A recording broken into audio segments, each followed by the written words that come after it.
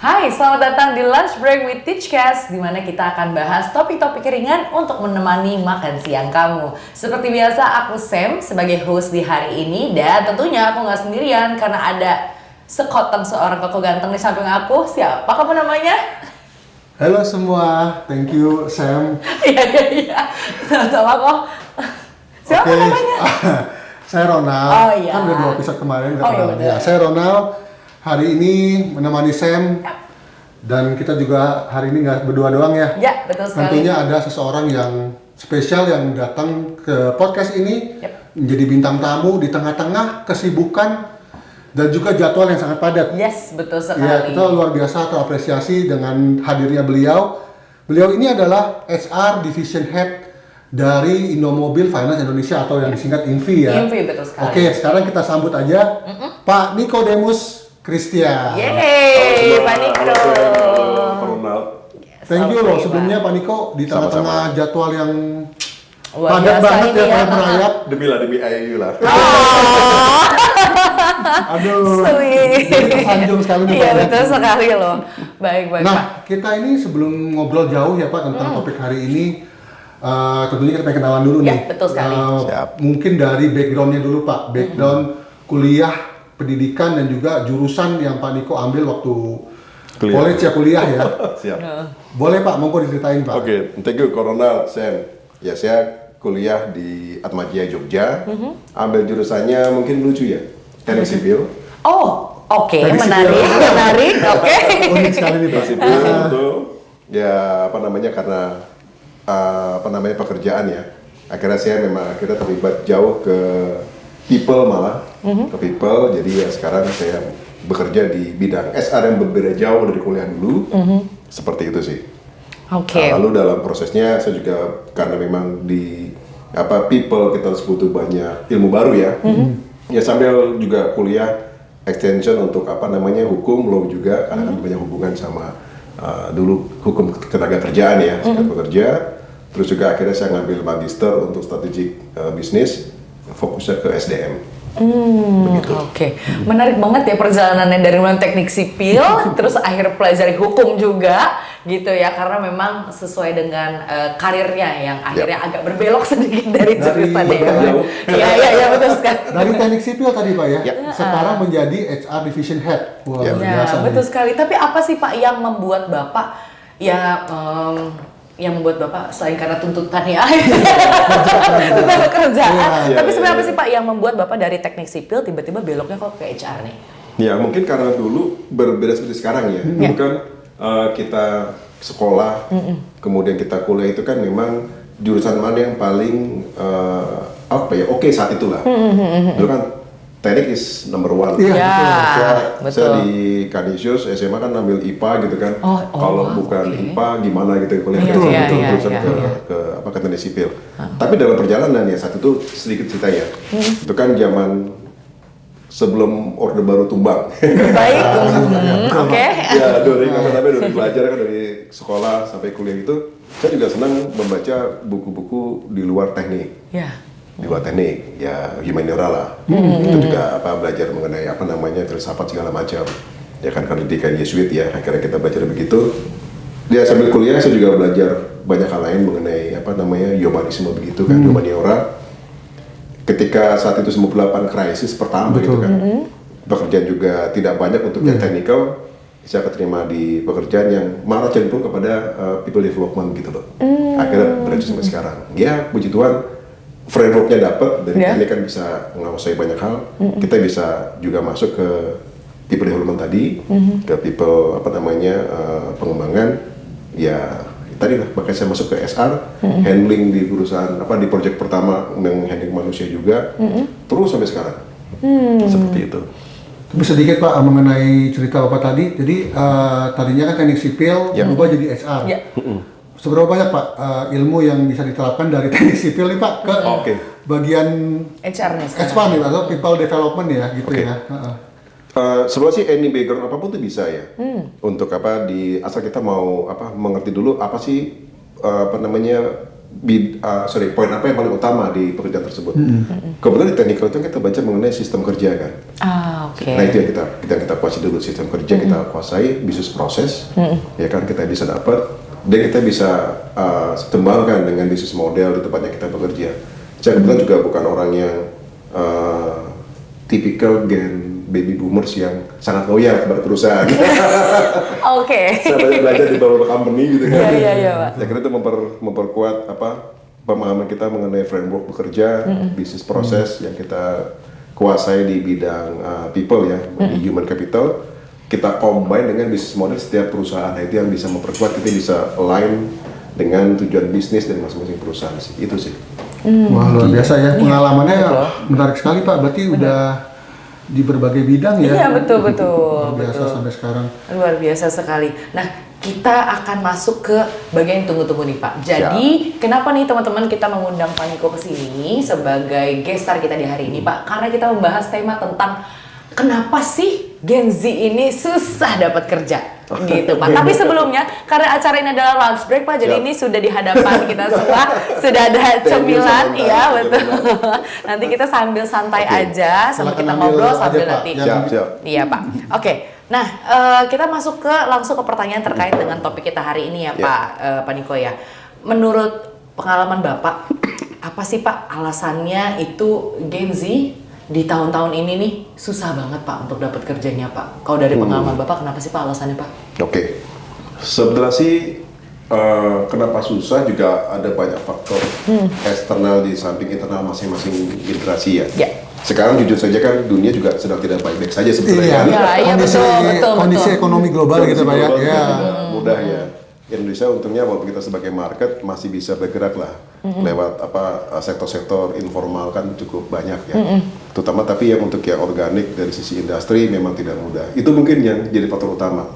Kebutuhannya tidak sebanyak ketika masa yang normal lah itu yang awal sih. Itu yang pasti. Tapi yang kedua juga memang kadang-kadang Gen Z itu kan memiliki kecenderungan memang mereka tuh digital native ya. Iya. Lalu karena mereka juga lebih well informed untuk jurusan kuliah segala macam, terkadang gitu banyak yang mereka ambil jurusannya tidak sesuai dengan yang industri butuhkan. Oke. Itu juga jadi satu kendala seperti itu. Itu sih dua yang paling utama ya kalau yang saya lihat ya. Gitu. Di samping juga yang ketiga, Gen Z kan memang memiliki satu pola karakteristik, mereka tuh kan sangat senang berkelompok ya. Iya. Kalau kita rekrut kelompok misalkan nih ada 5 orang ya, satu aja nggak masuk, 4-nya ikutan nggak mau gabung. Oh gitu ya Pak ya, masih ya Pak ya? Ada begitu juga. Oke. Karena kan sangat solid ya. Mungkin karena cari teman susah kan lewat digital ya, tools itu kan. Jadi begitu pertemanan sejatinya ketemu serasa seperti saudara saja gitu kan. Kalau nggak masuk satu ya sudahlah. Oh gitu, harus satu circle pokoknya, satu gerbong harus masuk semua. Betul, satu circle masuk semua. Tapi itu tidak banyak. Nggak banyak tapi ya. Juga. Di IV nggak ada yang kayak gitu ya Pak ya? Nggak ada yang kayak gitu. Kita latih mereka keras. Iya betul sekali. Soalnya menarik sekali karena kan aku juga sempat baca beberapa informasi gitu ya Pak ya, bahwa kalau memang Gen Z ini memang sebenarnya cukup menyumbang jumlah pengangguran terbesar di Indonesia gitu ya Pak, sekitar 4,76% atau sekitar 7 juta Gen Z yang susah banget dapat pekerjaan karena mereka biasanya lebih maunya yang waktu fleksibel, mungkin juga gerbong gitu ya. Kalau teman-temannya nggak ikut ya udah gitu, kita nggak usah masuk situ deh ya gitu. Nah Pak, ngomongin Gen Z memang menarik sekali nih ya, ya Sam ya. Jadi kalau Gen Z itu memang punya karakteristik tertentu ya Pak, yang mungkin berbeda dari generasi sebelumnya. Iya. Yang generasi sebelumnya tidak seperti ini, tapi sekarang terjadi di Gen Z. Nah, dari pandangan Pak Niko nih sebagai HR Division Head, kalau Bapak mungkin mau menerima Gen Z nih, atau interview seorang Gen Z nih Pak. Sedangkan Bapak kan mungkin beda gap-nya cukup jauh. Ya benar ya Pak. Disebutin sih. Bukan, saya pengen tahu. Kolonial. Nah, saya pengen tahu pandangan Pak Niko, apa sih yang Bapak nilai dari seorang Gen Z yang Bapak mungkin Gen Z ya, yang tadi yang Bapak interview, apa yang Bapak lihat, apakah skill dia, yang penting skillnya bagus, IP-nya tinggi, atau mungkin dari jurusan program studi tertentu, gitu ya? Atau jurusan fakultas tertentu. Apa yang menurut jadi pertimbangan Bapak nih kalau Bapak sedang merekrut atau interview calon karyawan dari Gen Z nih Pak? Ya, yang pasti sebetulnya kita melihat kan pertama kebutuhan organisasi dulu ya. Karena industri kan juga berubah ya. Kan kalau kita baca buku yang kasar kan disruptif ya kan. Industri pasti berubah itu. Jadi sekarang kita kan banyak ke digitalisasi. AI makin kita perlukan untuk mempermudah proses kerja di awal. Karena kan data begitu besar, ya kan, data warehouse begitu besar. Kita sebelum kita mengambil keputusan, strategic decision gitu kan, kita mesti membuat analisa yang kuat. Nah, itu peran Gen Z sebetulnya sangat kuat di sana sebetulnya. Karena mereka digital native. Mereka juga sangat melek dengan teknologi. Itu memudahkan sih. Karena kita shifting nih kan, dari dulu proses manual ya. Kita pakai manual proses segala macam, sekarang sudah digitalisasi. Harusnya Gen Z bisa jadi jembatan buat itu. Karena mereka sangat familiar dengan itu sebetulnya. Itu yang paling utama. Nah, apakah dari sisi skill apapun bagi saya itu yang paling penting adalah kompetensi mereka. Apakah mereka bisa adaptasi dengan pola kerja yang berubah juga di tempat tempat kita bekerja lah. Itu yang pertama. Yang kedua, mereka juga bisa, apakah mereka bisa adaptasi juga bisa lebur ya, teamwork dengan tadi generasi di atasnya. Bisa kerjasama gitu. Betul, karena kan kalau zaman sekarang kita ya, yang pasti kan yang baby boomers masih ada tuh. Betul. Ya. Mereka sebagai pucuk pimpinan biasanya. Betul. Nanti di layer 2-nya adalah baby Gen X. Gen X. Karakteristik kurang lebih sama mereka, karena mereka pekerja keras, profesional, juga menghargai work-life balance. Di banyak kan baru yang Gen Mil kan, baru mereka Gen Z. Nah, tipe kali ini kan masing-masing punya karakteristik berbeda-beda. Nah, Gen Z ini seperti dibilang tadi ada ngomong generasi strawberry gitu ya, memang indah mereka, memang bagus. Secara kualitas mereka sangat baik, edukasinya bagus gitu kan, pengalamannya juga dengan digital juga sangat bagus. Perlu beradaptasi dengan pola kerja yang lebih strategik di atasnya.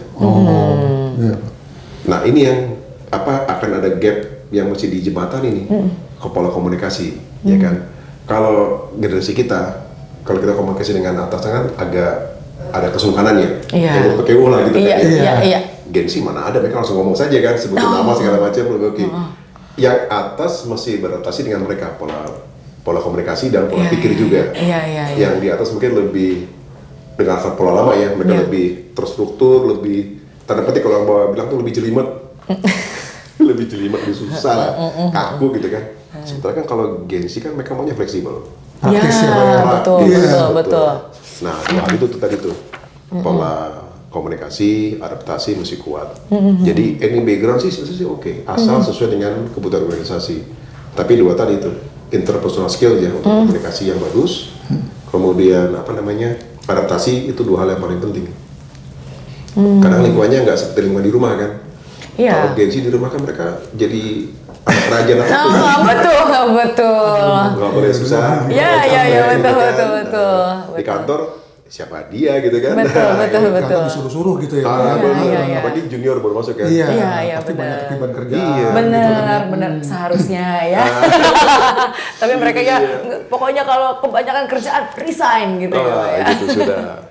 Kan Gitu ya. mereka dibilang generasi strawberry ya, mudah rapuh gitu kan ya. Lembek gitu Pak ya. Lembek kadang-kadang segala macam, karena memang mungkin value-nya tadi yang nggak cocok mungkin. Ya mereka tuh kan kebanyakan value-nya harus sesuai sama mereka punya personal needs kan ya. Iya, betul.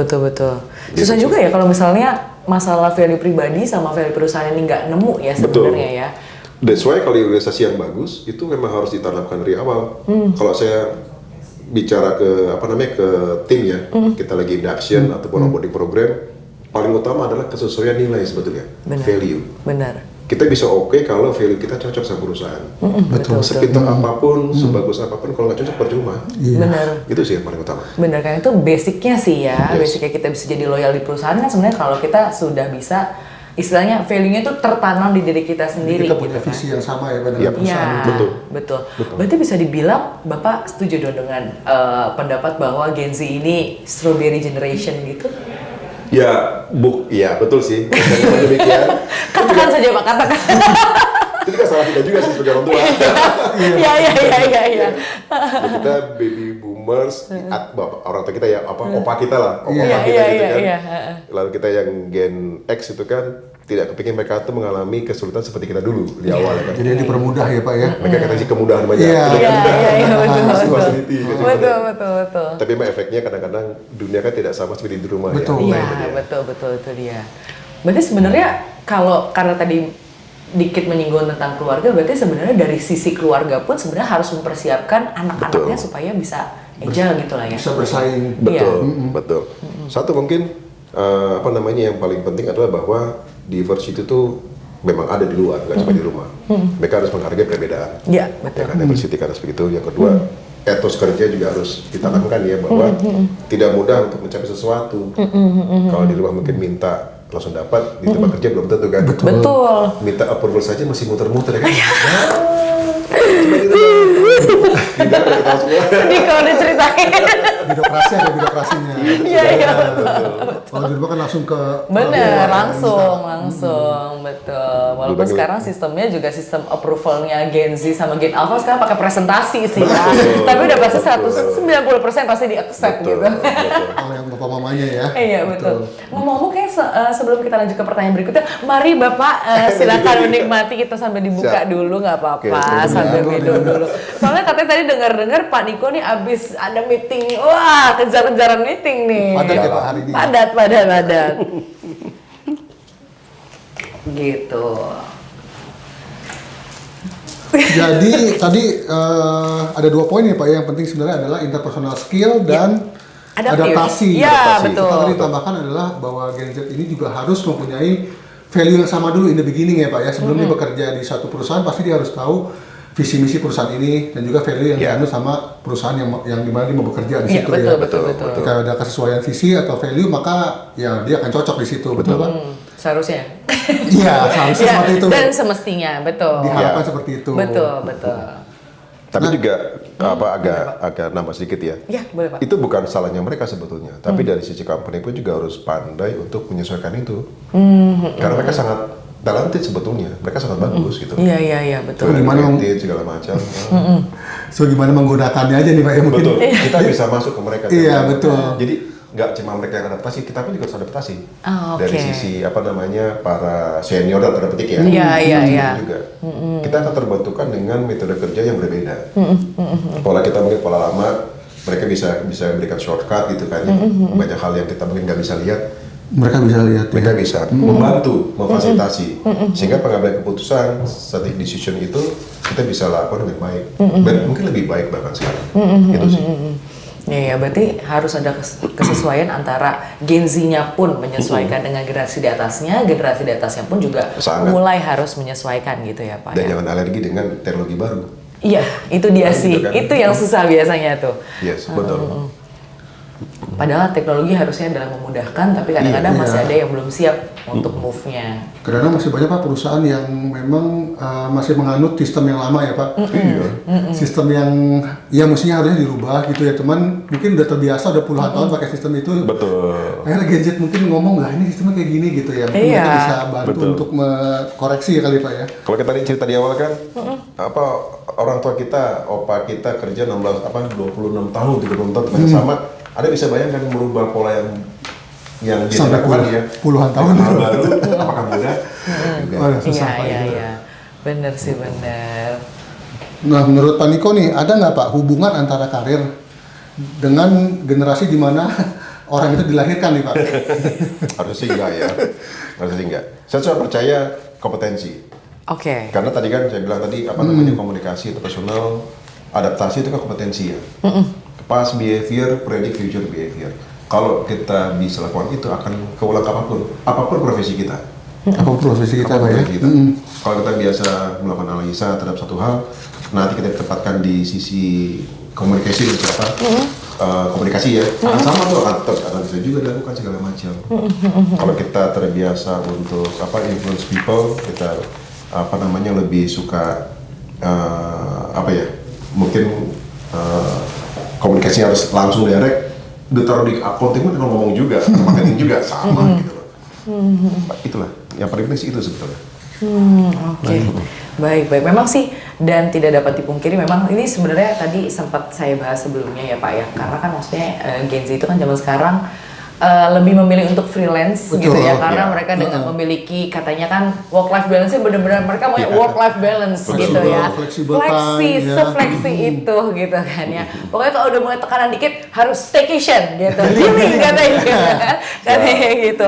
Nah, tapi fenomenanya juga karena mereka katanya melakukan ini, mereka ngambil job freelance, mengambil yang fleksibel itu karena memang kebutuhan dari perusahaan yang bilang persyaratannya harus ada pengalaman berapa tahun gitu di bidang itu. Nah, kalau untuk fenomena itu sendiri, menurut Pak Niko gimana tuh Pak? Ya, depend on the organization sebetulnya ya. Kalau kita belajar, ini agak jauh ke belakang lah. Kalau kita pelajari organisasi kan ada tipologinya. Iya. Miles and Snow kan bilang tuh ada minimal tuh 3 lah. Ada yang defender, lalu ada yang prospector sama analyzer. Itu kan mereka membagi perusahaan tuh berdasarkan 3 kategori utama. Iya. Ya kalau defender lah, contoh seperti grup kita Indomobil lah. Kan mereka fokus ke line bisnisnya adalah mungkin otomotif. Sehingga mereka akan fokus ke sana tuh karena kan value proposition jelas-jelas. Kita bisa memang di industri ini. Nah itu akan membuat nanti dalam pola SDM-nya juga berbeda. Kita akan mungkin develop karena memang kita kan market di pasar besar ya. Sudah lama di situ kan. Sehingga kita dalam pengembangannya pasti akan fokus ke gimana kita lebih bisa menggrab bisnis lebih besar lagi. Tapi lane-nya sama bisnisnya tuh. Sehingga kita akan cenderung mendevelop orang di dalam. Di dalam. Nah kalau Gen Z mau masuk, ya mereka harus sabar dengan pola akan di-develop dari awal tuh. Karena itu sudah mapan. Beda kalau dia prospektor, ya memang inovatif. Mungkin startup kali lebih mudah kan? Iya, startup. Istilahnya startup itu ya. Nah startup itu kan mereka juga harus ada komitmen dengan para foundernya kan. Iya, betul. Mau sukses berapa lama nih? Betul. 1-2 tahun, 3 tahun segala macam. Nah itu kan akan membuat pola SDM juga berbeda. Apakah mereka akan develop? Tidak. Mereka akan cari yang ready to work tuh kan. Sehingga mereka akan cari orang tuh bisa hijack, bisa bully segala macam. Nah, mereka kalau ada yang pentolan di satu perusahaan langsung aja di hijack gitu Pak ya. Jadi langsung ibaratnya langsung jadi gitu Pak Betul, ya. karena ada komitmen 3 tahun nggak berjalan, proyek gagal, selesai. Iya, betul sih. Nah tapi kan resiko itu apakah dipahami oleh Gen Z? Iya, Nah betul. tadi itu dia. Maka saya bilang tergantung value kita sama pengetahuan kita. Kita mau masuk kerja, kita harus tahu dulu apa tipologi organisasinya, Iya, cocok nggak iya, sama iya. kita gitu. Kalau memang dia tipenya suka dengan tantangan, masuklah ke yang tadi yang ke startup. Bisa oke kan, digaji besar, untung gede-gede gitu kan. Iya. Jam kerja juga bisa Fleksibel, mungkin, iya. iya fleksibel banget. Iya, fleksibel banget, benar-benar.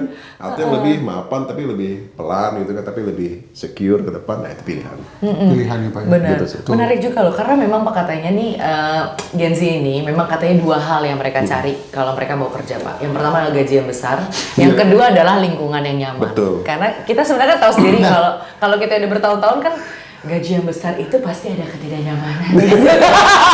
Ada harganya. Ada harganya, betul. Gaji besar, lingkungan nyaman, bos baik. Itu mungkin nggak Pak? Ideal. Ideal. Iya, menurut pengalaman Bapak nih yang udah dari beberapa perusahaan gitu menghandle sekian banyak orang, itu mungkin nggak sih Pak ada yang ideal Sangat kayak mungkin, gitu? sangat mungkin. Karena Mungkin ya. kita sebagai leader pun juga ingin menciptakan lingkungan kerja yang memang baik ya. Kan kita ingin meretain orang kan. Iya kan. Karena kita believe kalau engagementnya bagus, resultnya pasti bagus. Saya pakai 3 mantra deh. Kalau kategori perusahaan itu baik. Apa? Yang pertama C positif. Kalau karyawan semua C positif, pasti dia oke. Iya. Ya udah mereka juga stay longer gitu kan, stay lama. Terus strive, gitu aja sih. 3S tadi itu. Itu dapat, saya pilih pasti company-nya oke. Gitu company juga percaya jadi apa ya, employer of choice ya, pilihan. Orang mau ke sana gitu kan. Betul. Gitu. Oke, kok sebelum gue tahu lu sebenarnya ada pertanyaan, tapi ini gue pengen masuk dulu nih ke sini. Karena Invi itu memang yang saya kenal Pak, itu tuh engagement ke employee-nya sangat luar biasa sekali. Makanya sebenarnya kok Terima Invi kasih. itu banyak ekskulnya. Gitu, ekskul olahraga tuh rata-rata Apa ya? Invi tuh punya. Ekstrakurikuler sekolah gitu. Ceritanya. jadi Tapi ini gitu. kantor gitu. Jadi kalau nggak salah ada beberapa klub ya Pak ya. Apa Boleh tuh? cerita Ya. nggak sih Pak kalau apakah itu adalah upaya Invi untuk nge-keep Gen Z juga salah satunya gitu atau gimana sih Pak? Ya, yang pastikan kita menganut juga paham work life balance ya. Ya. Jadi kan kerja memang satu tuntutan, tapi kehidupan yang seimbang juga satu kebutuhan juga. Iya, betul. Ya kita memberikan ruang seluas-luasnya untuk mereka bisa berkreasi sih. Iya Pak. Ya kalau eskul ada beberapa lah.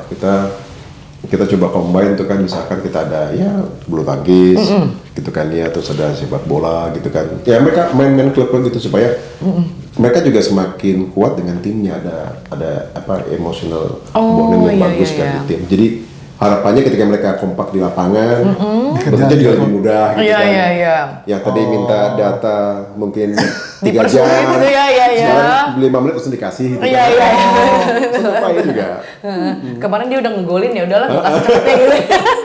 Atau malah sebaliknya gitu Iya kan. gitu. Tapi itu sih goal itu aja sih. Betul.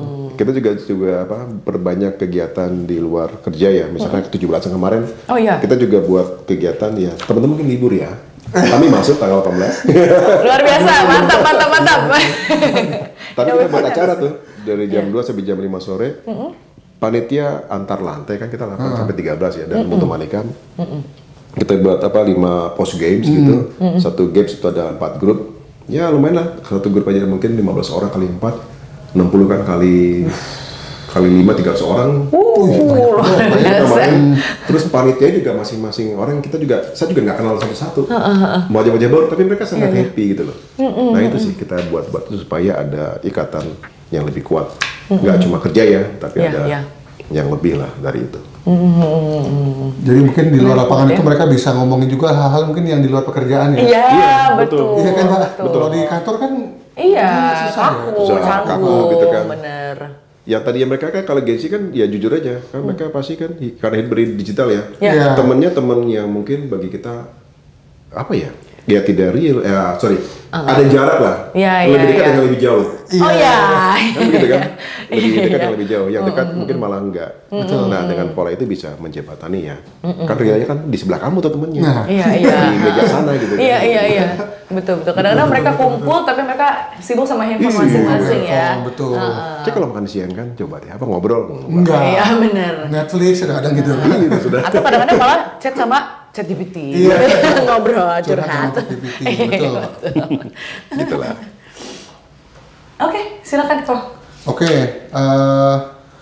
terima kasih nih Pak sebelumnya insight tentang Gen Z ini luar biasa ya. Iya, seru banget. Ya sekarang kita mau semacam main ya. Iya. Siap. Soalnya saya juga bingung nih, main mungkin separuh menganalisa juga. Iya, betul. Karena saya akan berikan ke Bapak satu contoh CV ya. Iya. CV dari teman kita juga. Cuman ini anonim namanya nih ya. Anonim ya? Anonim. Padahal bilang dari teman kita loh. Kan namanya banyak. Oh iya benar. Ya sebut aja namanya Mawar Pak. Namanya Samantha tidur mau. Iya dong. Sebut saja mau. Sebut sama ya ini kita anggap aja ini ada CV-nya Mawar nih Pak. Iya. Nanti akan di show juga atau Bapak udah ada ini ada ya. Nah, dari CV-nya Mawar ini Pak. Seandainya ada orang apply ke Bapak gitu ya Pak, dia kirimkan CV-nya dalam bentuk mungkin zaman sekarang digital gitu Pak, atau di LinkedIn gitu ya. Nah, bagaimana sih Bapak nilai CV ini nih? Secara overall aja nih Pak. Betul. Ya, secara overall dan menurut Bapak nih ada nggak sih kesalahan atau sesuatu yang perlu diperbaiki untuk jadi CV ini jadi lebih baik nih Pak? Betul. Oh gitu. Dari pandangan Bapak yang sudah menilai mungkin banyak banget sih Iya orang betul ya. sekali. Sambil makan juga. Mohon maaf saya duluan, saya lapar.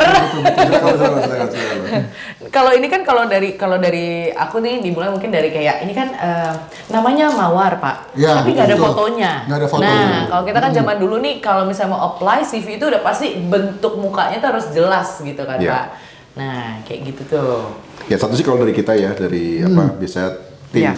dan juga saya pribadi kalau mencari orang, ada beberapa preferensi mungkin ya, nggak semuanya sama. Betul. Ada tadi yang seperti Samantha bilang harus ada fotonya dulu atau gimana.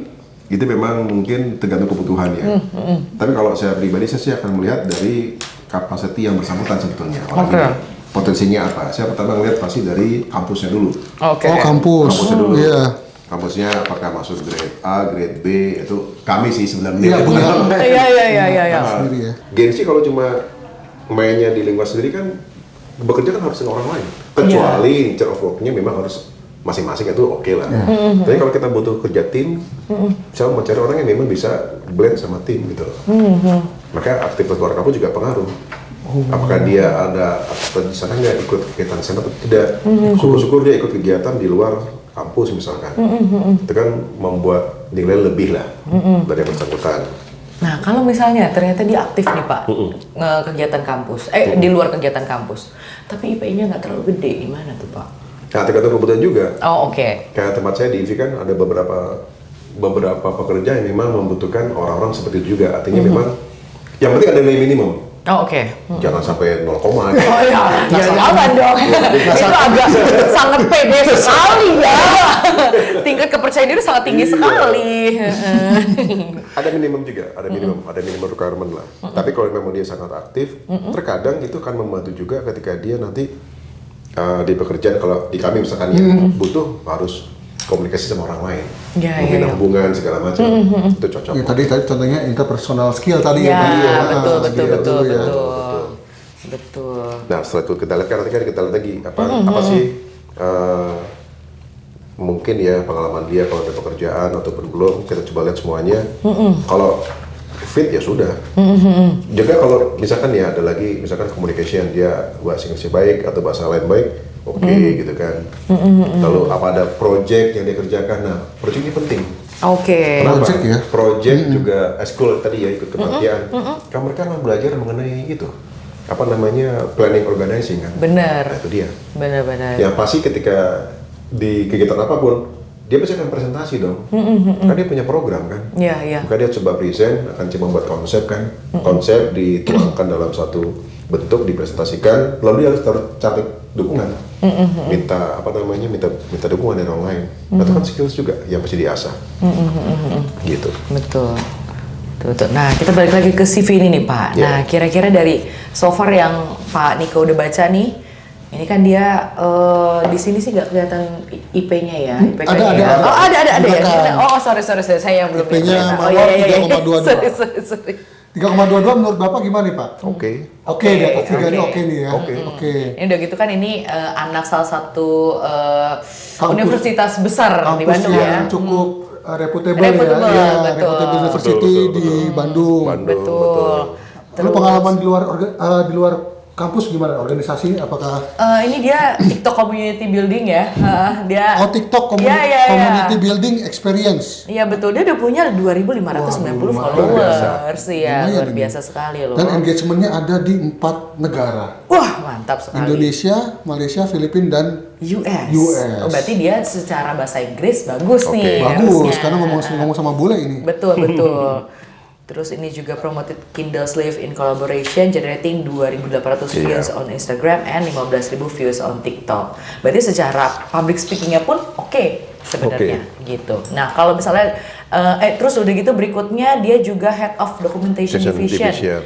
Kegiatan kampusnya juga oke Pak. Business Review, Advisory Council dan lain sebagainya. Skillsnya juga ini ada macam-macam nih Pak. Kalau misalnya beliau si ini nih anak ini dia itu mau apply sebagai marketing di INVI, kira-kira gimana nih Pak? Dengan CV ini diterima nggak nih Pak? Iya, diterima nggak nih Pak? Nggak apa-apa Pak, dikatakan saja Pak. Jujur saja. Kan gini, kategori marketing di kita kan beda ya. Ya. Kalau di kita tuh marketing itu seperti sales sebetulnya sih. Oke. Bukan marketing dalam artian kalau di industri lain kan itu betul-betul marketingnya, tidak langsung direct ke customer kan. Iya.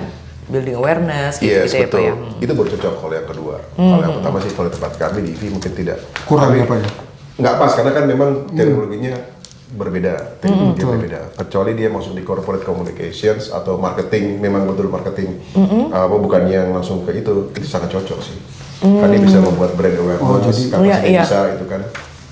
Seperti itu.